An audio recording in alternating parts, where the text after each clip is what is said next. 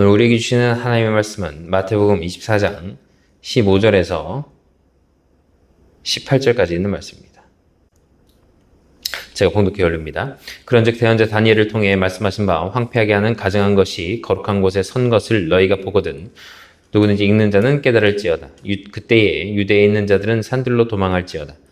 지붕에 있는 자는 자기 집에서 무엇을 취하려고 내려가지 말며 들에 있는 자는 옷을 가지러 되돌아가지 말지어다. 아멘. 기도하겠습니다. 주님, 말씀 전합니다. 말씀 가운데 은혜 주시고 홀로 영광 받아 주시옵소서. 감사드리며 예수 그리스도 이름으로 간절히 기도드립니다. 아멘. 반갑습니다. 종말은 무엇인가에 대해서 계속적으로 말씀을 전하고 있는데요. 지난주까지 말씀드렸던 것, 이 7년 대환란이 일어났을 때에 그 통치자는 적그리스도가 될 것이고 그를 멸망의 아들이다 이렇게 이야기하고 있습니다. 그 멸망의 아들이라고 할 때에 요한복음 17장 12절에서는 가룟 유다를 멸망의 아들이라고 이야기하고 있거든요. 가룟 유다가 어떤 사람입니까? 마귀에게 완전히 사로잡혀서 예수님을 팔아넘긴, 은 30에 팔아넘긴 제자였던 거예요. 그가 결국 멸망하게 되는, 그러니까 사단에게 강력하게 이용당하는, 어찌 보면 그 자체가 사단인 멸망의 아들이 바로 가룟 유다예요. 그 적그리스도도 똑같이 멸망의 아들이라고 이야기하고 있거든요. 데살로니가후서 2장 3절에 보면 저 불법의 사람 곧 멸망의 아들이 나타나기 전에는 그날이 이르지 아니한다 라고 할 때에 그 멸망의 아들이 나타난다. 즉 사단이 나타나서 하나님을 흉내내고 사단이 성부가 되는 것이고 이 적그리스도가 성자가 되는 것이고 이 악령이 성령의 역할을 하면서 이 사단도 하나님을 흉내내서 삼위일체가 되거든요. 그것이 마지막 때에 이 환란 때에 강하게 역사하는 일들이 일어날 것이라는 얘기입니다. 다니엘서 8장 8절에서 12절까지 말씀에서 순염소에 대해서 이야기를 하고 있거든요. 그가 스스로 심히 강대하여 가더니 강성할 때에 그 큰 뿔이 꺾이고 그 대신에 현저한 뿔 넷이 하늘 사방을 향하여 났고 그중 한 뿔에서 작은 뿔 하나가 나서 남쪽과 동쪽과 또 영화로운 땅을 향하여 힘이 커져서 그들이 하늘 군대에 미치면 커져서 그 군대와 별들 중에 며칠 땅에 떨어뜨리고 그것들을 짓밟고 또 스스로 높아져서 군대의 주제가 대적하며 그에게 매일 드리는 제사를 없애버렸고 그의 성소를 헐었으며 그의 악으로 말미암아 백성이 매일 드리는 제사가 넘긴 바 되었고 그것이 또 진리를 땅에 던지며 자유로 행하여 형통하였더라 이런 말씀이 있습니다. 그러니까 이 적그리스도를 이야기하는 거거든요. 여기서 이야기하고 있을 때에 그러니까 이 뿔난 순염소를 통해서 이제 언약을 깨고 제사를 없애고 성소를 헐고 이스라엘 백성을 괴롭히게 된다는 이야기를 지금 여기서 하고 있는 것입니다. 우리가 오늘 읽은 말씀 마태복음 24장 15절에서 이하의 말씀에서 예수님께서 직접 이 환란에 대해서 말씀을 하고 계신 거거든요. 그러니까 뭐라고 말씀하신 거예요? 이건 유대인들에게 이야기하고 있는 거예요. 유대인들에게. 그러니까 그때 유대에 있는 자들은 산들로 도망하라. 그리고 지붕에 있는 자는 자기 집에서 무엇을 취하러 내려가지 말고 들에 있는 자는 옷을 가지러 되돌아가지 말라는 거예요. 무슨 말씀입니까? 예수님께서 다시 오시기 전에 이미 믿는 자들은 휴거된 상태에서 그 7년 대환란 시기에 유대의 이런 환란이 임할 것이다 라는 말씀을 하고 있는 것입니다. 19절에서 보면 그 날들에는 아이 벤 자들과 젖 먹이는 자들에게 화가 있으리로다 이렇게 말씀하고 있어요. 그리고 20절에 너희의 도피하는 일이 겨울이나 안식일에 일어나지 않도록 너희는 기도하라 이렇게 이야기하고 있습니다. 그 무슨 말입니까? 겨울이나 안식일에 일어나지 말라. 이건 뭐예요? 이 환란은 어디를 집중적으로 이야기하고 있는 거예요? 유대를 집중적으로 이야기하고 있는 거예요. 왜요? 겨울은 남반구와 북반구가 계절이 달라요. 그래서 남반구가 겨울일 때는 북반구는 여름이고, 북반구가 여름일 때는 남반구가 겨울이란 말이에요. 그러니까 겨울에 일하지 않게 하기 위해서는 어디인 거예요? 그 지역이 겨울이 될 때 되지 않아야 된다는 말씀인 거예요. 그리고 안식일에 되지 않도록 기도하라. 안식일을 지키는 사람들은 누구예요? 유대교인들이죠. 그들은 안식일을 지키기 때문에 다른 사람, 믿는 자들은 안식일에 일어나지 않아야 될 이유가 없잖아요. 크리스찬들은 주일에 이런 일이 일어난다고 해서 주일이라고 어디 도망가서 예배 드리면 되잖아요. 안식일이라 쉬는 거 아니잖아요. 주일이라고 해서. 안식일이 아니잖아요. 안식일은 토요일이니까. 그러니까 유대인들에게 임할 환란에 대해서 이야기하고 있는 겁니다. 그러면서 21절에 그때 큰 환란이 있으리니 세상이 시작된 이래로 이때까지 그런 환란이 없었고 이후에도 없으리라. 그런 환란이라는 거예요.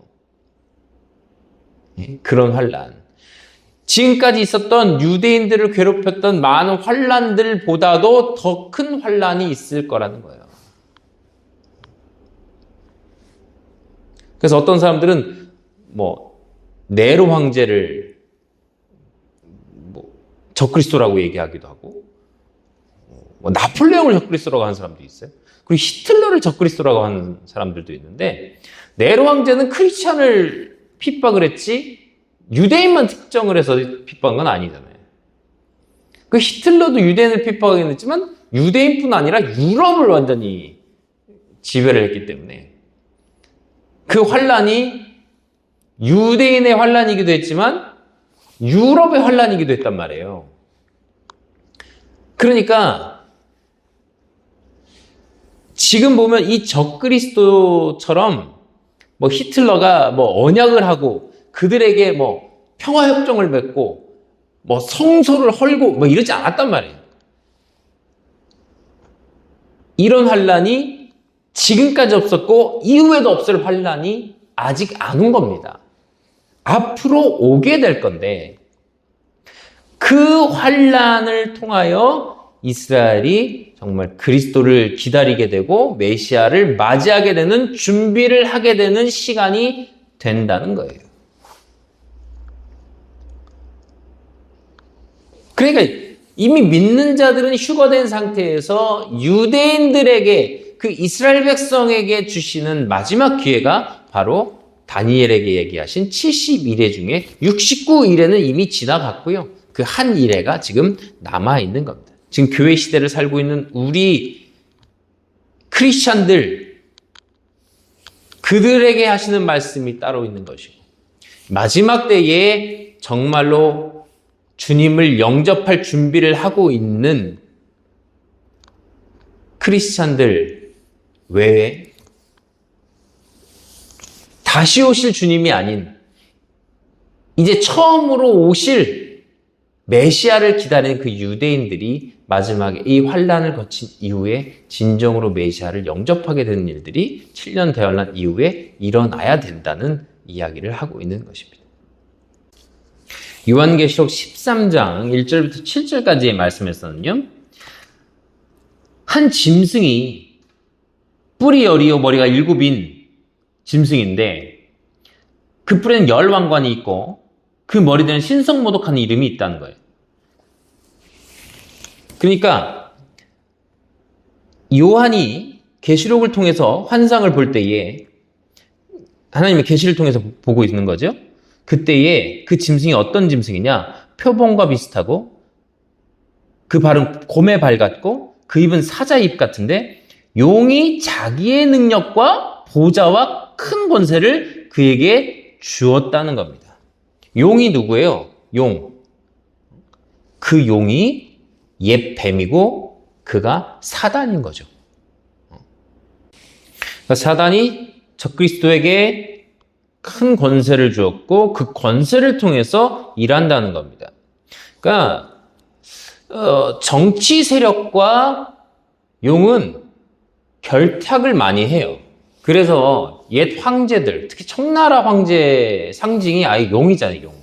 그리고 용포를 입고 우리나라 왕들도 예전에 얼굴을 용안이라고 하고 용과 같은 상징을 통해서 정치 세력의 그 권력자가 용과 결합되는 경우들이 많이 있었습니다. 용을 상징으로 하는 경우들이 많이 있었어요. 그러니까 그런 것을 보면 이 세상의 주인은 사단이거든요. 성경에서도 말씀하고 있다시피 이 사단이 정치 세력을 이용해서 이 세상을 지배하고 있는 것이 많습니다. 그리고 이 사단을 통해서 종교 세력도 많이 일하고 있죠. 그 이단이라고 하는 자기를 그리스도라고 말하는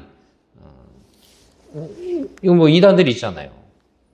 거기에 사람들이 많이 몰려가고 거기서 은혜 받고 거기서 변화 받고 거기서 막 헌금을 내고 막 이런 일들이 일어나고 있는데 이것도 분명히 영적인 역사입니다.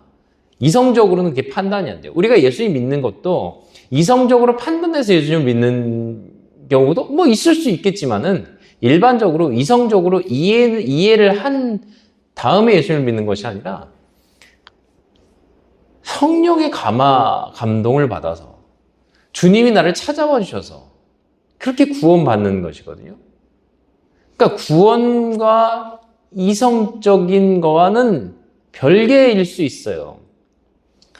저는 예수님을 믿고 나서 나중에 말씀을 보면서 정말 말씀의 이치를 깨달아갔기 때문에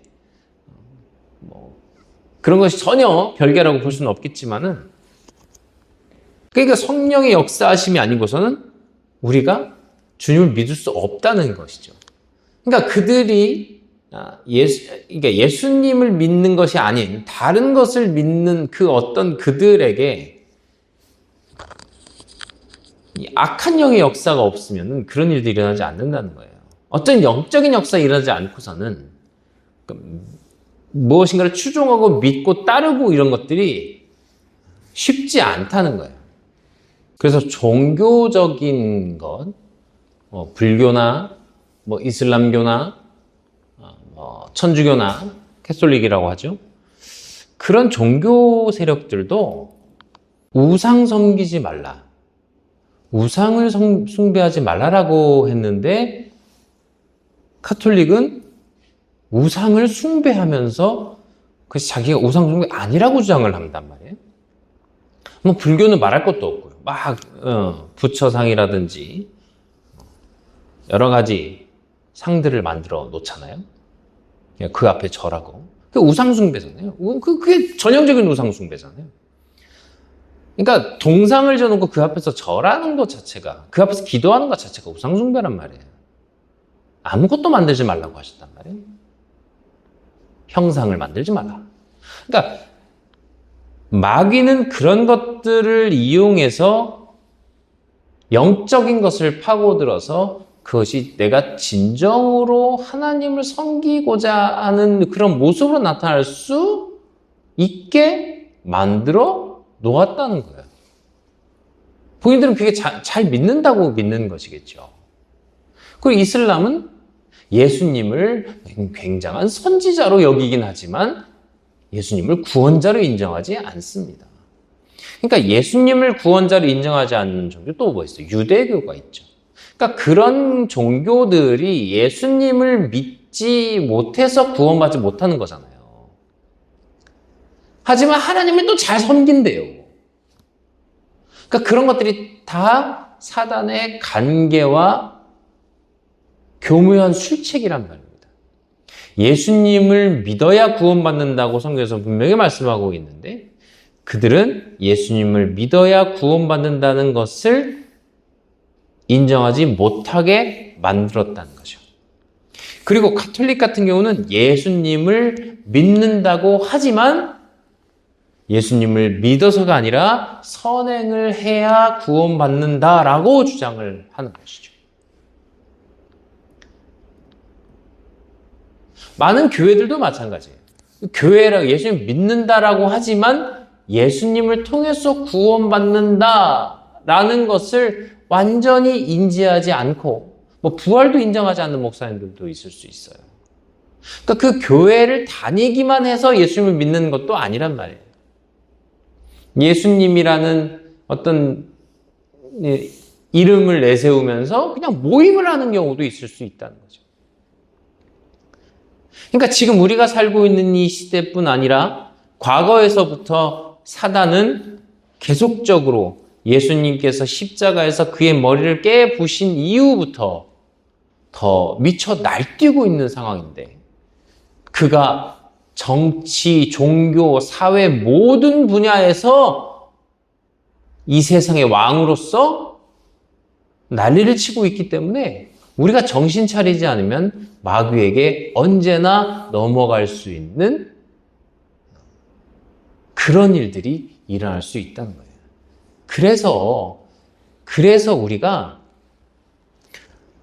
어떤 우리 대한민국의 정치 세력에 대해서 뭐 목사들이 왈가왈부할 필요가 없다는 겁니다. 이래라 저래라 할 필요가 없는 거예요. 하는 사람일수록 더 마귀의 일에 빠져 들어갈 수 있는 거예요. 우리는 마지막 때를 준비하며 기다리며 주의 말씀을 선포하며 믿는 자들에게 복음을 전하는 일을 하는 거예요. 믿지 않는 자들에게. 믿는 자들에게는 더 주님을 알 수 있도록 기름을 준비할 수 있도록 잘 가르치는 일, 그리고 잘 배우는 일, 자 성경을 보는 일, 그래야 되는 것이죠. 신천지를 가면요, 말씀을 우리보다 10배, 20배 더 읽는 것 같아요. 말씀을 연구하고 말씀의 핵심을 찢는다면서 이 말씀이 진리다라고 할 때에 그들이 주장하는 교리의 그 오류들을 지적할 수 있는 목사님들이 몇이나 될까 생각을 해보는 거예요. 그러니까 목사 스스로도 말씀에 대해서 명확하게 이해하지 못하는 경우가 있을 수 있죠. 왜? 신학 공부가 성경을 공부하는 게 아닐 수 있거든요. 뭐 성경의 역사와 배경, 뭐 성경이 이루어진 일, 뭐 그런 경우도 많이 있죠. 그런 공부들이 많이 있거든요. 교회 역사 배우고, 배경사 배우고, 고대 근동 지역의 문화 이런 거 배우고, 저도 그런 거 배웠거든요. 근데 그걸 통해서 성경에서 말하고자 하는 뜻을 이해하기는 좀 어렵단 말이에요. 그러니까 정말 주님께서 우리에게 주시는 말씀이 무엇인지 깨닫고 그 말씀을 읽고 그 말씀대로 살기도 어려운데 교회가 이제 기득권층이 되어서 하나님보다 예수님보다 이 세상 일에 관심을 가지기 시작하면 그때부터 망하는 길로 가는 겁니다. 망하는 길로 가는 거예요. 이 교회의 핍박은 예수님 돌아가신 이후부터 계속 있었어요. 예수님도 핍박받으셨거든요. 그러니까 교회의 핍박받는 역사는 처음부터 있었던 거예요. 그런데 교회가 타락하기 시작한 데는 언제예요?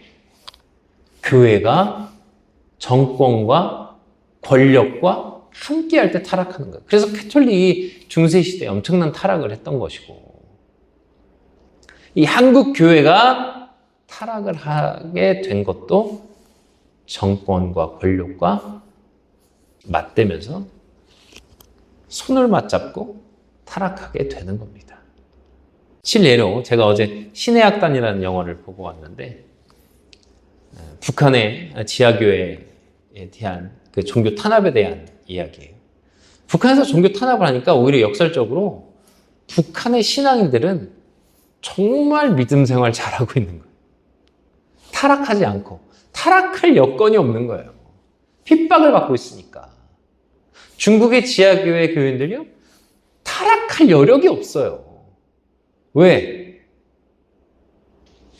말씀 못 읽게 하고 예배 못 드리게 하고 예배 드리고 기도하면 죽이는데 타락할 새가 어디 있습니까? 사도 바울도 핍박받고 제자들도 핍박받고 그 사도들도 결국 다 핍박받아서 죽게 되잖아요. 이 유대인의 마지막 때 이 환란 시기가 있는 이유가 뭐예요?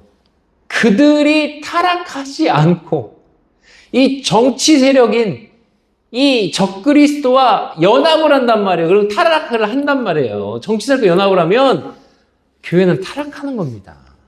그 자연적인 거예요. 교회가 기득권층이 되고 교회가 권력층이 되어버리면 타락을 하는 거예요. 자연 이치적인 거예요. 왜? 세상과 연합하는 일이 되니까.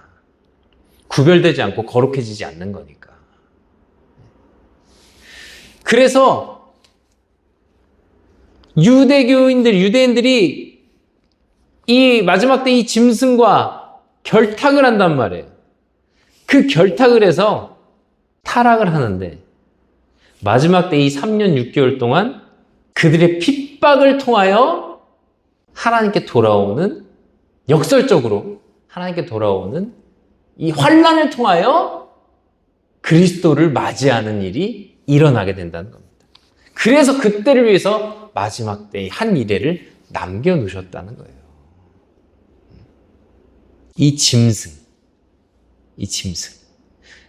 다니엘서 7장에 나오는 그 짐승과 같은 짐승입니다. 그러니까 이 짐승을 통해서 그런 일들이 일어나게 된다는 거예요.